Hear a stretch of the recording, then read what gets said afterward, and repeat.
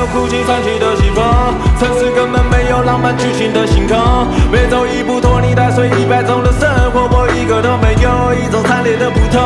这个世界不是努力就有回报的，商量现在与未来的差距有多深，习惯苟且偷生，无情把梦想啃，这听起来有点狠。玩笑是一只眼勾勒出良药本能，被逼迫的强者，谁还会坚持到呢？铁光人民的魔鬼散布着仇与恨，并没有人想当英雄，或许跟我一样是野狗。记得曾经也想脚踏实地，望着铁窗，告诉自己做得到。细数墙壁上的政治自由，总有一天会等到。比起温饱，更想家里的菜，想起父母两鬓斑白，热情早已被磨掉。